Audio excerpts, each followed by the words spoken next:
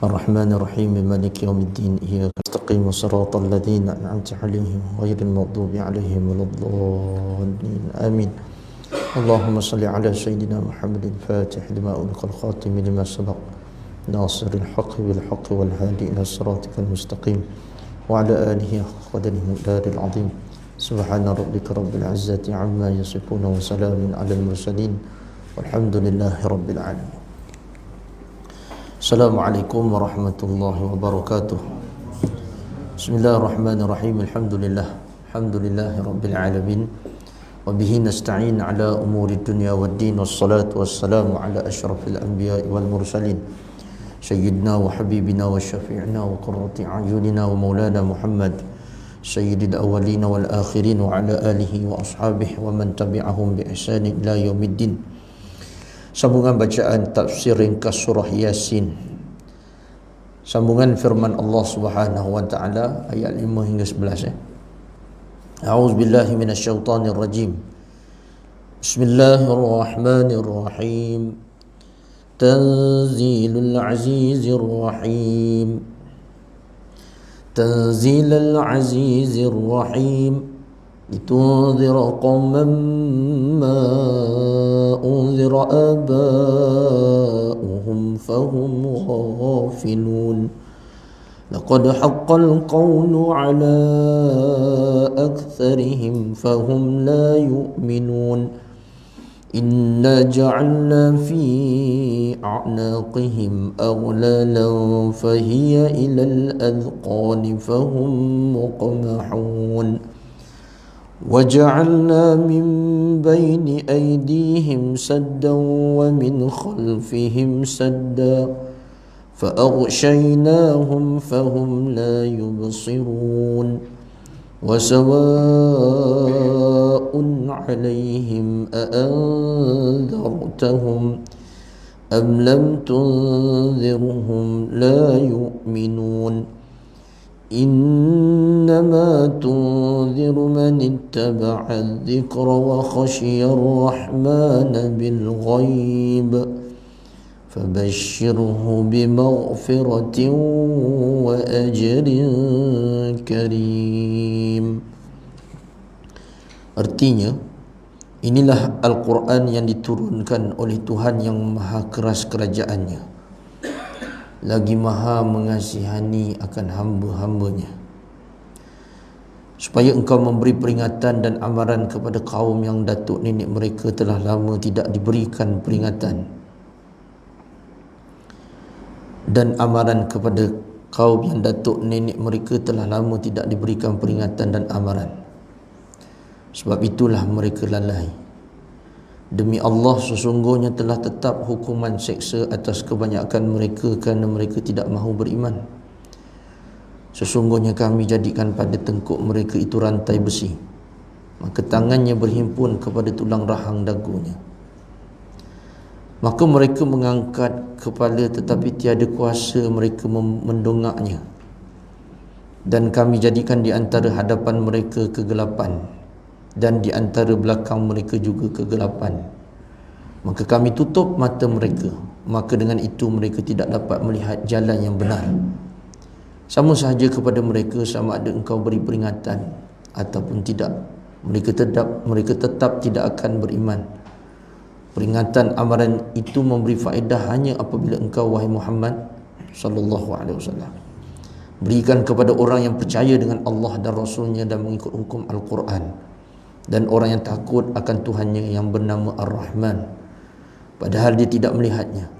Maka orang yang mempunyai sifat tersebut sukakanlah olehmu, wahai Muhammad, akan dia dengan diampunkan segala dosanya, dimasukkan ke dalam syurga dan diberikan pahala yang amat besar.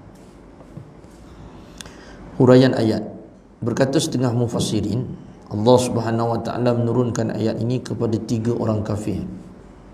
Yang pertama Abu Jahal ibnu Hisham, yang kedua Al-Walid ibnu Al-Mughirah, dan yang ketiga Utbah yang berhasrat untuk memecahkan kepala Nabi sallallahu alaihi wasallam dengan batu.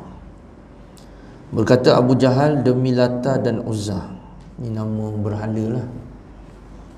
Jika aku lihat Muhammad mengerjakan solat, akan aku pecahkan kepalanya dengan batu. Maka dia berjalan sambil tangannya membawa batu yang besar. Dia ternampak Nabi Muhammad SAW sedang mengerjakan solat. Maka dia hendak melontar batu itu kepada Sayyidina Muhammad SAW. Tetapi tangannya melekat ke tengkuknya dan batu itu melekat di tangannya. Dia pun kembali kepada kaumnya, mengkhabarkan kepada mereka perkara yang dilihatnya, dan batu itu pun jatuh dari tangannya. Jadi peringkat awal dakwah Rasulullah SAW itu dinamakan sebagai dakwah secara sir. Dia tak secara terang-terangan. Sebelum diperintahkan ke atas Nabi SAW supaya berdakwah secara terang-terangan, fa'arid 'anil musyrikin. Maka yang diceritakan ketika Abu Jahal ingin meletakkan batu di atas kepala baginda Rasulullah SAW, keadaan ini selepas daripada diperintahkan berdakwah kepada orang ramai secara terang-terangan. Bahkan sebelum itu, Abu Jahal ni dia pernah melakukan sesuatu yang sama halnya seperti mana niatnya untuk meletakkan batu di atas kepala baginda Nabi Muhammad SAW. Apa yang dibuat oleh Abu Jahal ni? Disimbahkan ataupun dituangkan najis sedang Nabi SAW mengerjakan solat atas tubuh badan yang paling mulia, semulia-mulia makhluk di sisi Allah, semulia-mulia Rasul, iaitu baginda Nabi Muhammad SAW. Lalu datang Sayyidatina Fatimah radhiyallahu ta'ala anha membersihkan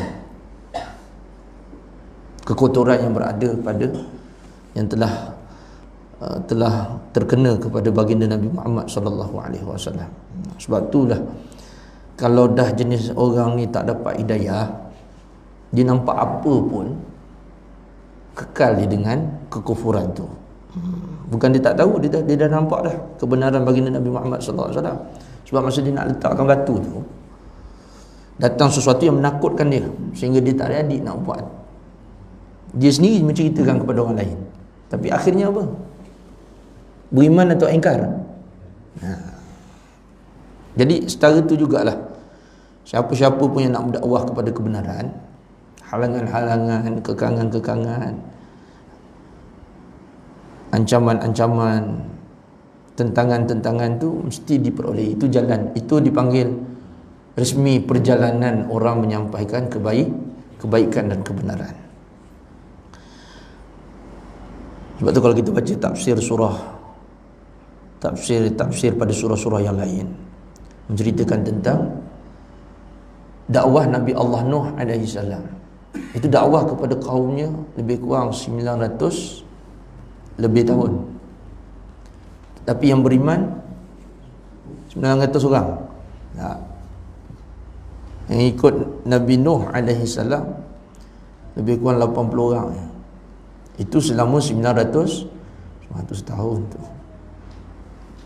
Jadi Allah Subhanahu Wa Taala nak menunjukkan hikmah, zahirkan bahawasanya orang yang mendapat petunjuk tu hakikatnya telah ditakdirkan oleh Allah Subhanahu Wa Taala. Sesiapa yang tidak mendapat petunjuk Allah, itu dah memang ditetapkan oleh Allah Subhanahu Wa Taala tidak mendapat petunjuk. Dan orang-orang yang mendapat petunjuk hendaklah bersyukur dengan nikmat yang Allah Taala beri. Kerana bukan semua orang dapat petunjuk, atau bukan semua orang mendapat kebaikan, bukan semua orang berada di atas landasan kebenaran. Jadi kesyukuran tu perlu diulang-ulang, diteruskan, berterusan kesyukuran itu sampailah kita mati. Kerana nikmat yang Allah Ta'ala beri itu bukanlah sedikit. Bahkan nikmat iman Islam yang kita kecapi ni pun, kebanyakan daripada kita ni mengikut baka keturunan, ya kan? Lahir daripada keluarga Islam, jadi orang Islam, bukan seperti orang lain, bukan keadaan seperti mana para sahabat ridwanullah ta'ala alaihim ajma'in. Banyak ujian sebelum masuk Islam, atau dah lepas Islam, ujian lagi. Banyak yang mereka tempuh bersama dengan baginda Nabi Muhammad SAW untuk mempertahankan agama mereka. Kadang-kadang diuji dengan ujian ibu bapa, ujian keluarga. Satu orang sahabat, maknya berkata kepadanya, kalau kau tak kembali kepada agama nenek moyang kau, yakni menyembah berhala, aku tak nak makan. Aku tak nak makan. Dia ugut macam tu lah. Lalu sahabat ni pun kata, mak makan, mak tak makan, tak boleh ubah pendirian saya, keimanan saya kepada apa yang dibawa oleh baginda Nabi Muhammad SAW. Tapi dari sudut ketaatan saya kepada mak tetap berlangsung, kerana Islam mengajarkan saya supaya patuh, taat kepada ibu atau ayah selagi mana ia tidak membawa kepada sesuatu yang syirik. Akhirnya maknya kalah. Tapi itu ujian lah, ujian dengan keluarga. Alhamdulillah, segala puji bagi Allah yang telah mengurniakan kita nikmat iman dan Islam, dan kita mengecapinya dengan penuh rasa keamanan dan kesejahteraan, sehingga sekarang ni kita dapat sembahyang dan sebagainya di atas pengorbanan orang lain. Manakala Al-Walid Ibnu Al-Mughirah berkata, akan kupecahkan kepalanya dengan batu ini. Dia pun datang dan melihat Nabi Muhammad SAW sedang solat. Lalu dia hendak melontar batu kepada Nabi Muhammad SAW. Maka Allah Subhanahu Wa Taala membutakan matanya dan dia hanya dapat mendengar suara Nabi Muhammad SAW, tapi tidak dapat melihatnya.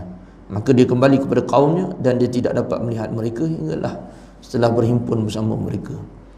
Dia berkata, aku tidak dapat melihatnya, yakni Nabi Muhammad SAW, tetapi aku hanya dapat mendengar suaranya.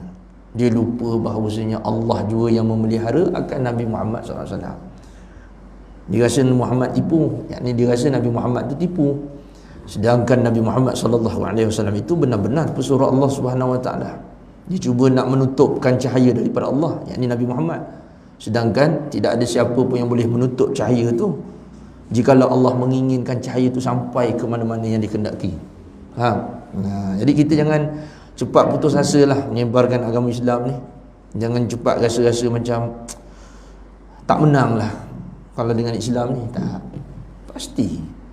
Wa qul ja'al haqq wa zahaqal batil innal batila kana zahuqa. Katakanlah wahai Rasulullah SAW, telah datang yang benar, telah datang yang hak, lenyaplah yang batil. Yang batil itu pasti akan lenyap. Contoh, kita bawa Islam dalam kampung kita, kita ajak orang sembahyang berjemaah, kita ajak orang eratkan hubungan silaturahim sama saudara, kita ajak orang buat segala program-program Islam, program-program ilmiah dan sebagainya. Mungkin ada orang suka, mungkin ada orang tak, atau mungkin ramai orang tak suka, tapi kita buat je kerana Allah. Hari ni mungkin tak nampak kesannya, akan datang kesannya banyak. Begitu kita nak pujuk hati kita, jalan macam biasa, insya-Allah ia pasti akan berjaya. Senang macam ni je. Kalau benda-benda yang tak baik orang bawa ke Malaysia, orang boleh ikut. Lagilah kalau kita seru perkara yang baik, walaupun tak berlaku sekarang, akan datang. Dulu orang putih datang kat tempat kita pakai begini je. Tahu begini? Nak syarah lagi ke? Tak payahlah. Begini-begini tu yang tepi pantai dia jualan. Dia mana dia paksa orang Melayu ikut? Dia pakai skirt. Ada paksa kepada orang Melayu pakai skirt. Pergi kat kampung-kampung suruh pakai skirt. Ada. Tapi orang ikut. Benda yang jahat macam tu boleh cepat tersebar. Takkanlah benda baik Tuhan tak bantu, ya tak? Mungkin sekarang tak nampak kesannya, akan datang. Yang penting kita dah buat satu yang baik, pasti ada kebaikannya. Yakinlah janji-janji Allah. Kayak gitu jugalah. Mungkin kadang-kadang setengah kita ni kecewa. Setengah masjid surau tu asyik orang itu je. Kalau pergi tengok majlis ilmu tu, kalau kat tiang tu pakcik tu je lah tiang tu. Maknanya pakcik tu kalau sakit memang kosong lah tiang tu waktu mengaji tu, waktu belajar. Tapi jangan kepala otak kita ni lemah, apa nak buat dah memang gitu. Tak, jalan usaha lah. Benda lain kita boleh usaha, benda lain kita boleh ikhtiar. Perkara yang kadang-kadang tak mendatangkan faedah manfaat apa pun, tapi kita boleh usahakan juga. Sanggup kita naik pejabat daerah, turun pejabat daerah, pergi pejabat tanah, turun keluar pejabat tanah, boleh. Benda-benda baik kita tak usaha lebih-lebih, usaha lebih. Jangan kita apa nak buat dah, mana boleh, jalan terus. Apa nak buat ustaz, dah memang macam gitu. Kita jalan dakwah, jalan bismillah. Ni kadang-kadang kita tak berkembang sebab asyik Alah, dia memang ginilah. Kita memang orang kafir memikir macam mana jahanam dengan kita. Kita pula boleh, alah apa nak buat, dah memang jahanam. Lemah. Tapi kalau buat cerita isu mengumpat orang, sentiasa bersemangat. Kalau cerita pasal politik, sentiasa bersemangat. Daripada satu level naik ke level yang satu lagi. Tapi kalau bab dakwah ni lemah. Cuba kita tanya diri kita, tuan-tuan, apa jasa kita untuk agama? Apa jasa kita untuk agama? Ada tak? Itu dah jawab sendiri tu. Kalau paling tidak pun kita sendiri tak boleh nak buat suatu yang jasa besar untuk agama, tolonglah orang yang lain yang buat. Yang mana dah memulakan untuk berkhidmat pada agama. Itu ya bahagian kita. Ya, yang kita semayang ni untuk kita semayang, untuk kita. Ada tak semayang nanti kan, kalau tak semayang kan macam-macam berlaku, tak nak, takut tak semayang, untuk kita. Ya tak?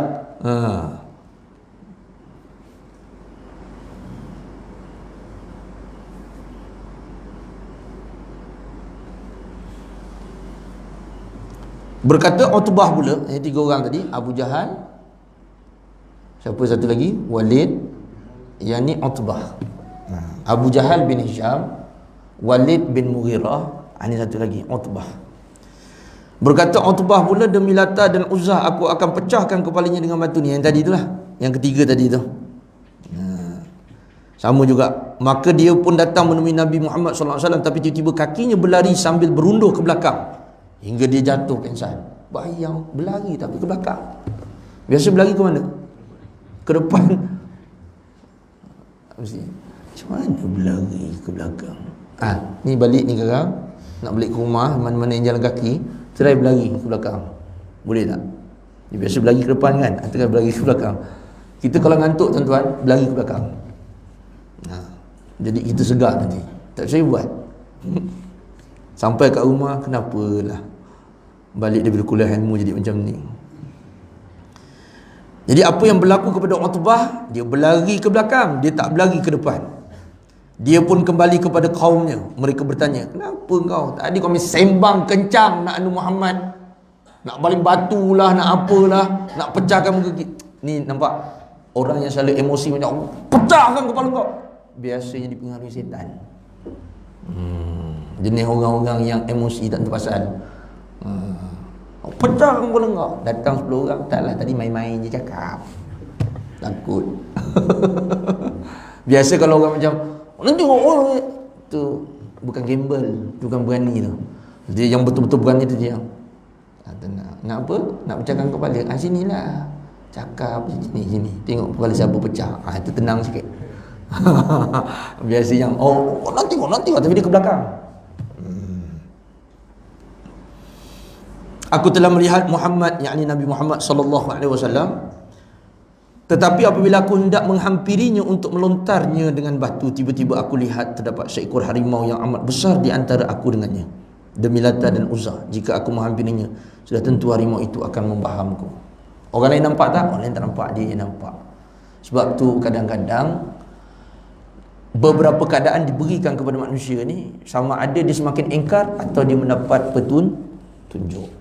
Ada orang lain tak nampak, dia nampak, tapi semakin jauh dia dengan Allah. Ada orang kadang-kadang terus insaf, astaghfirullahaladzim, lalu mengambil jalan taubat, lalu atas asbab atau sebab itu dia mendapat hidayah Allah Subhanahu Wa Taala. Jadi dia ada dua keadaan, sama ada mencelakakan ataupun mendapat hidayah. Jadi mudah-mudahan alamat-alamat yang datang kepada kita ni makin menambahkan ketakwaan kita kepada Allah Subhanahu Wa Taala, mudah-mudahan insya-Allah. Jadi ayat ni tadi ni adalah berkaitan dengan tiga orang ni. Mana-mana orang yang cuba nak menyekat Rasul aku, kekasih aku, jangan harap. Allah sentiasa memelihara akan nabinya, rasulnya, khususnya Nabi Muhammad sallallahu alaihi wasallam.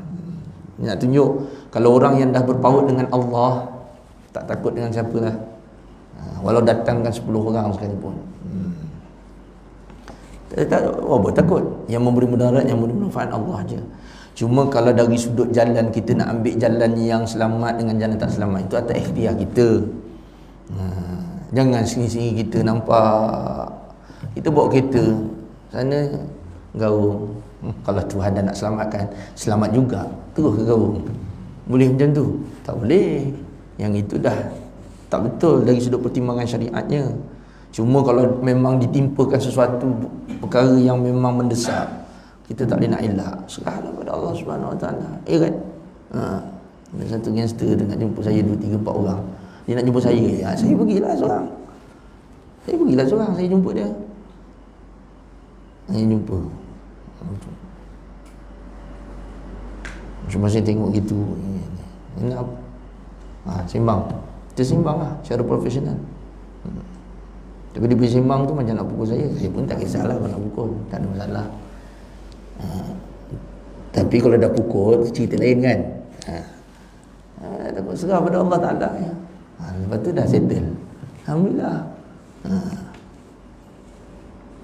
Nak jadi pendakwa ni senang kan tuan-tuan? Bukan semua orang setuju. Ya kan? Itu yang secara zahir.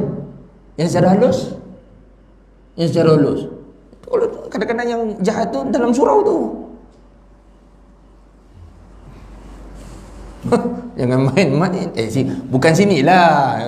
Tak baik ustaz buat sangka. Ni kalau tuan-tuan pergi jauh-jauh, tuan-tuan orang luar, pergi tempat orang, jenis pedalaman apa semua, kan ada ni otak-otak apa semua. Kadang semayang pun bengal. Ain kuat tu. Silap pandang nanti habis. Sebab tu biar ustaz-ustaz ni ada isi jugalah. Ada wirid dikir-dikir, jangan kosong sangat. Faham? Kurang-kurang apa tu, jurus 4, jurus 5 tu adalah, jangan kosong sangat. Tuan-tuan tahu jurus? Jangan kosong-kosong sangat. Habis ustaz jurus tak? Try lah masuk. Kita tak ada jurus, kita ada wrestling je. Kadang-kadang kita belajar-belajar tuan-tuan, duk silat, duk apa ni, sebenarnya apa tujuan? Tanya tu niat tu apa? Kalau setakat kita berbangga dengan tulisan kat belakang baju tu, pergi kat mana-mana, jalan, itu niat lari, salah niat. Ada seni mempertahankan diri untuk supaya rasa macam jangan main-main orang dengan aku, aku ada isi. Rosak niat. Bukan situ kekuatannya.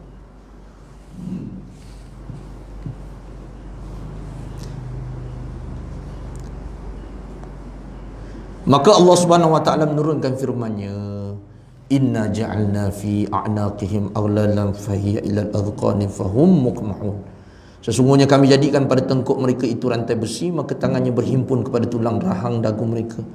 Maka mereka mengangkat kepala tetapi tiada kuasa mereka mendongakkannya. Kemudian firman-Nya lagi, wa ja'alna min baini aydihim saddan wa min khalfihim sadda fa aghshaynahum fahum la yubsirun. Itu atas Utbah yang tak nampak. Nak baling Nabi ya, tiba-tiba mati jadi buta. Kan? Tak nampak. Kita pula guna untuk nak anu JPJ. JPJ kat depan. Inna ja'alna. Bukan apa tu? Wa ja'alna min baini aydihim saddan wa min khalfihim sadda fa aghshaynahum fahum la yubsirun. Jalan. Jadi dah. Ni Muhammad dulu pernah kena katnya. Waj'alna min baini aydihim sadda wa min khalfihim sadda fa aghshaynahum.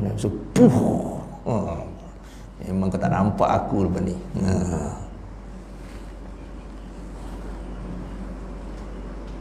Berkata setengah mufassirin, Allah menurunkan ayat ini pada hak kaum kafir Quraisy.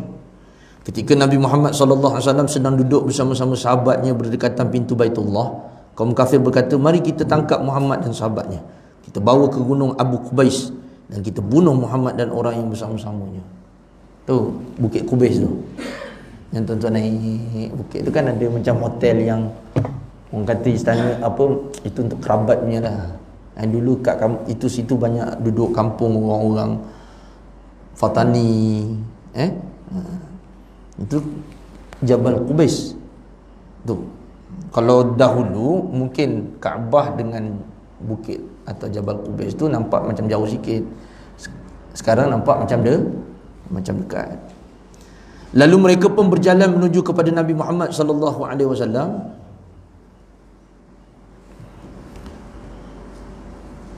Susah betul pakai handphone ni. Yang tukang bawa kitab pula tak bawa kitab. Ni kan dah hilang, susah nak tengok. Nak bayarkan PA mahal pula. Agakkan budak-budak kita lah.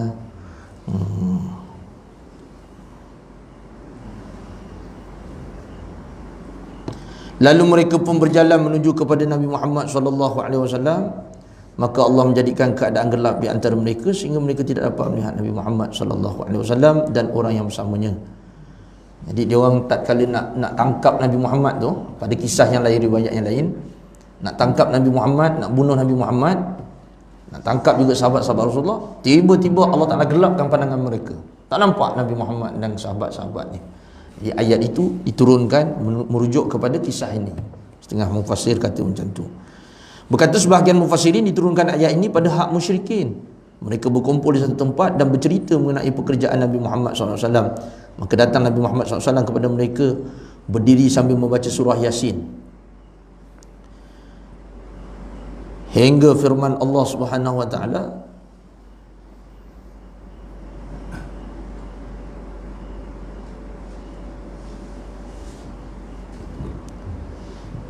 وَجَعَلْنَا مِنْ بَيْنِ أَيْدِهِمْ سَدًّا وَمِنْ خَلْفِهِمْ سَدًّا فَأَغْشَيْنَاهُمْ فَهُمْ لَا يُبْصِرُونَ.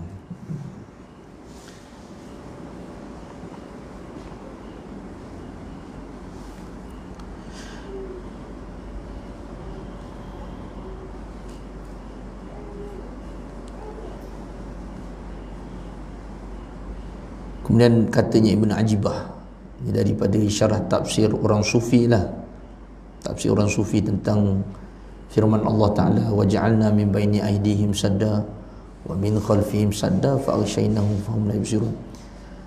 Tafsir isyarat ni tafsir isyarat tau, bukan tafsir zahir yang biasa kita dengar. Ni tafsir isyarat. Setiap orang yang keluar memberikan peringatan dan amaran kepada manusia pada masa ketiadaan wali-wali, maka dikatakan kepada mereka supaya engkau memberikan peringatan dan amaran kepada kaum yang datuk neneknya telah lama tidak diberikan peringatan dan amaran, sebab itulah mereka lalai. Dikatakan pula bagi hak golongan yang telah terdahulu terpesong dari jalan orang-orang yang mendapat petunjuk, demi sesungguhnya telah tetap hukuman seksa atas kebanyakan mereka kerana mereka tidak mahu beriman. Sesungguhnya kami jadikan kesombongan dan keengganan mereka tunduk kepada kebenaran sebagai belenggu yang memberkas kedua tangan mereka ke batang leher sehingga menghalang mereka mendongakkan kepala masing-masing bagi melihat para wali pada zaman mereka.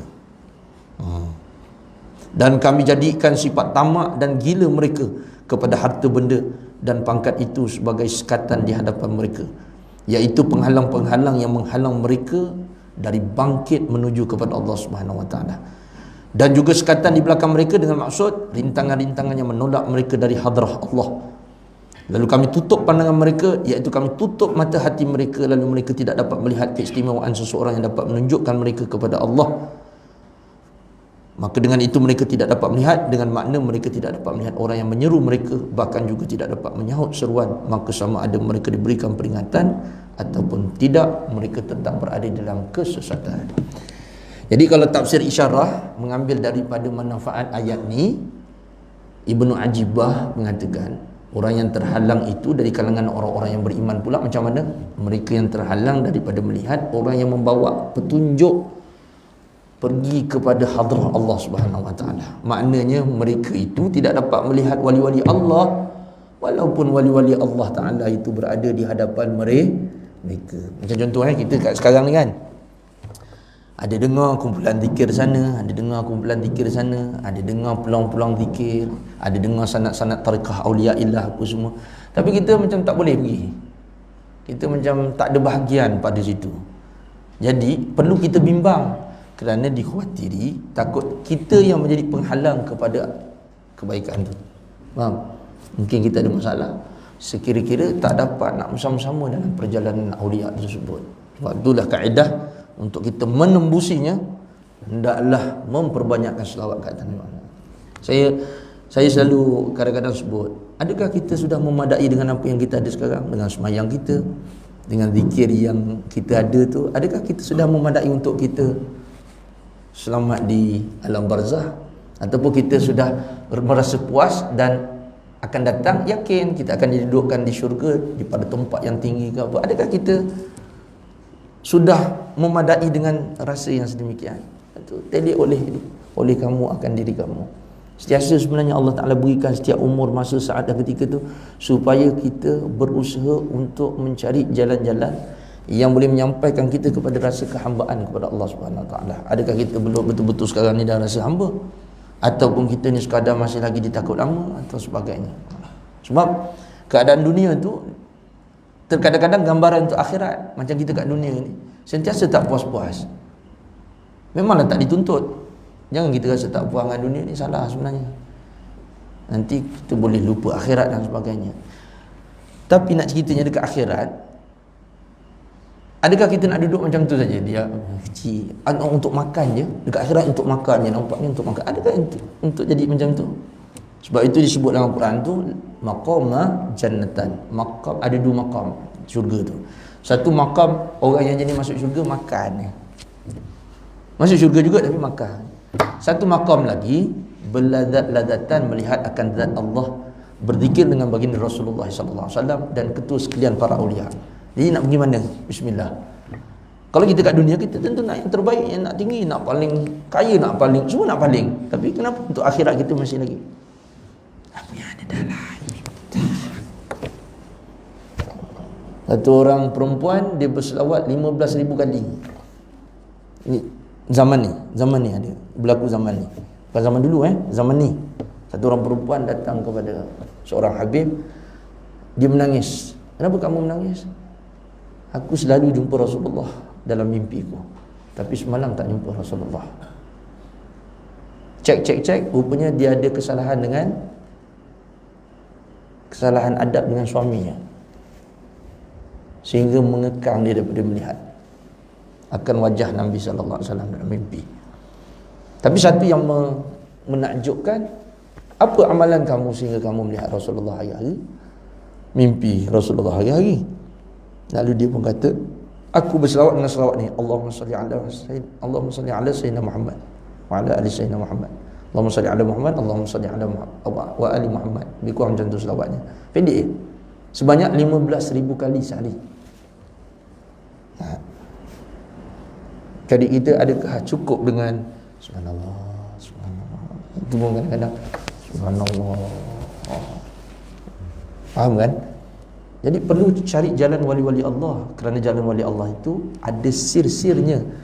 Walaupun orang yang berzikir dengan itu nampak zikirnya ringkas, tapi hubungan sirnya itu terus kepada baginda Nabi Muhammad sallallahu alaihi wasallam adalah makanan ubat di zaman ini. Setiap zaman itu ada penawarnya. Jadi kita kena cari penawarnya itu. Kalau tak nampak, mesti banyak akan berselawat ke atas Nabi Muhammad SAW. Ada satu kaedah, kalau tuan-tuan nakkan penawarnya, nakkan ubatnya, mesti beramal dengan amalan selawat Fatih. Itu selawat dipanggil Miftahul Hakikatil Muhammadiyah, kunci hakikat baginda Nabi Muhammad sallallahu alaihi wasallam. Jadi mudah-mudahan kita dapat beramal dengannya. Mudah-mudahan Allah Subhanahu wa taala dengan kemuliaan selawat itu membukakan pintu-pintu ma'rifat kepadanya dengan kemuliaan baginda Rasulullah sallallahu alaihi wasallam. Allahumma salli ala sayyidina Muhammad al-Fatih lima uliqal khatim lima sabaq nasiril haqq bil haqq wal hadi ila siratikal mustaqim wa ala alihi haqqa qadri miqdarin azim. Subhana rabbika rabbil izzati amma yasifun wa salamun alal mursalin walhamdulillahi rabbil alamin. Taqabbalallahu minkum.